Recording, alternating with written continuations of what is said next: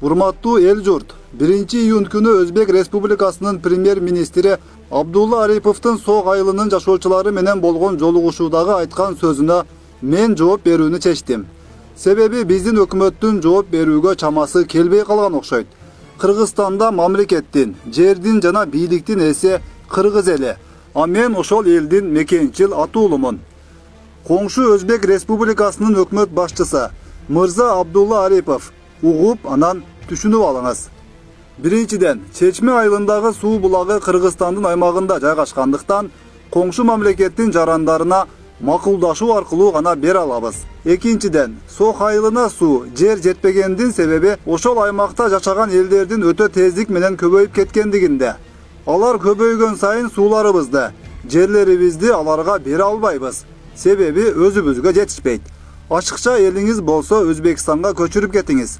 А биз болсо 1 метр жерибизди бербейбиз. Үчүнчүдөн, биз болуп жаткан окуя боюнча кечирим сурабайбыз. Себеби булагыбызды тазалоо учурунда өзбек жарандары келип кол салышкан жана биринчи үйдү алар күйгүзүшүп, кыргыз жарандарын ур токмокко алышкан. А биздин атуулар бир канча убакыттан кийин топтолуп келишип гана катылгандын катыгын беришкен. Биз өзбек элин, мамлекетин сыйлайбыз жана тең ата сүйлөшүүгө милдеттүүбүз. Төртүнчүдөн, сок Риштан жолун ачуу боюнча эч кандай юридикалык документти көргөн жокпуз. Анда эмне үчүн Кара Суу районунун территориясында жайгашкан Кыргызстандын Барак айылын толук блокада кылып жок кылдыңар? Кыргызстандан чыккан суулар Кудайдыкы деп айтыпсыз. Анда Өзбекстандан чыккан газды да ошол оюңуз менен бизге бекер бериңиздер. Бешинчиден, биз өзбек мамлекети менен Кудай кошкон коңшубуз.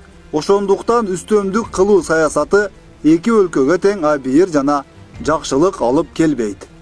Урматым менен Камчыбек Ташиев.